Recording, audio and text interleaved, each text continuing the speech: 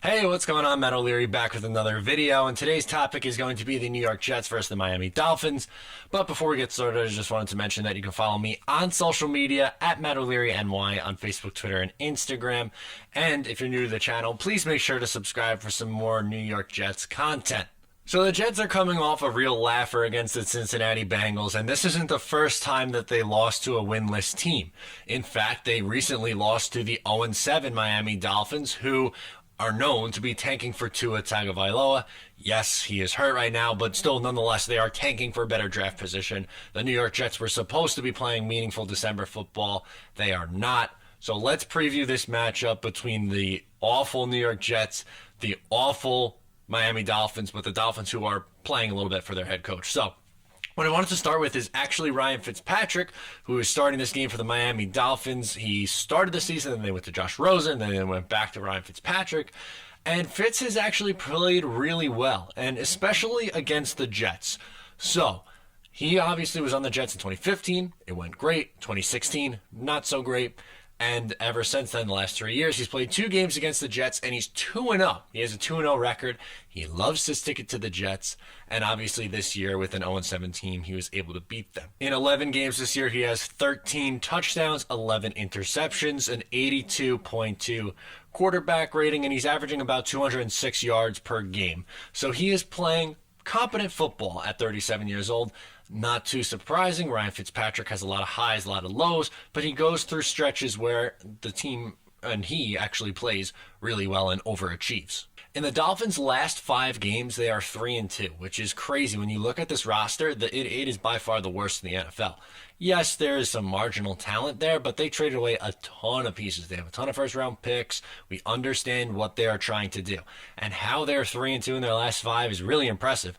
And you got to give Brian Flores credit for that. Because, yes, even though they were 0-7 and they were god-awful, his team is still playing hard for him. They beat the Eagles, who are trying to make the playoffs. They beat the Jets, who are, again, they were trying to make the playoffs before the year, but crazy town nonetheless. They are playing competent football with a below average, a well below average, a bottom tier team. And you got to give Brian Flores a ton of credit, because obviously we know it's not a good situation, but he's been able to stick it out. His team is playing hard for him, and he's going to be the better coach. He is a better coach than Adam Gase. I'm pretty confident in saying that. As we look over to the DVOAs, we'll start with the Dolphins. They are pretty bad. Overall, their DVOA is 32nd, worst in the league.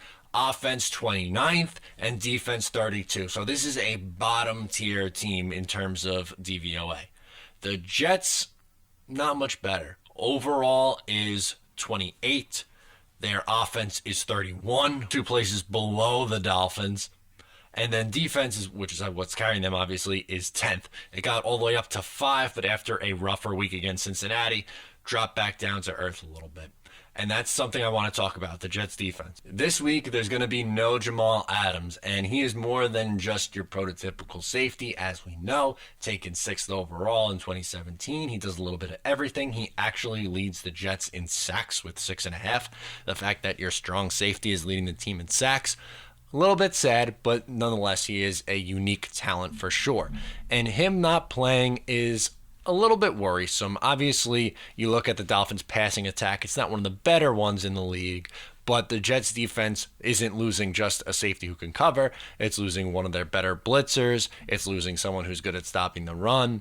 Again, Jamal Adams is the heart and soul of this defense, so taking him out of it is definitely going to hinder it. Overall, I expect the defense to play relatively well. I don't expect this to be a high-scoring game by any means, but it's definitely going to look, the defense that is definitely going to look like it's taking a step back without Jamal Adams. As for Sam Darnold, I'm going to give my weekly Sam Darnold predictions. I think he has another okay game. I just think that they're through a stretch right now where they're really struggling. I'm going to say he's going to go 18 of 30 for, let's go 186 yards, 1 touchdown, no interceptions, just a very pedestrian day, an okay day. Yes, I thought last week he was going to put up big numbers. Part of that's on Adam Gase, part of that's on him. I understand that, but I just expect him to have a very average game because the Jets offense, I don't trust it right now. Yes, they went 3 weeks in a row scoring 34 points, But last week they scored 6 against one of the worst defensive teams in the league. So who knows what they're going to be able to do against the Dolphins.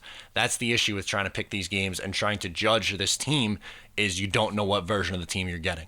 So I'm not going to pick him to put up a ton of points. I think it's going to be a fairly pedestrian day for Sam Darnold, which will bring me to my final score prediction. I think the Jets squeak by. I really would be stunned if they lost 2 games to the Miami Dolphins this year. Splitting, it seems a little bit more likely.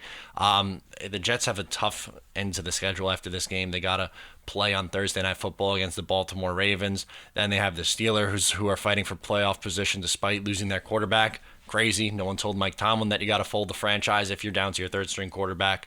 And then Buffalo on the road in Week 17 is an extremely tough matchup. So I think this is the lone Jets win down the stretch. Spoiler alert. And they are able to win this one 20-17. Again, don't expect anything high scoring. I think it's going to be a very boring game between 2 pretty bad teams. Let me know what you think in the comments below, or you can get at me on social media at Matt O'Leary NY. Thank you so much for tuning in. Talk to you next time.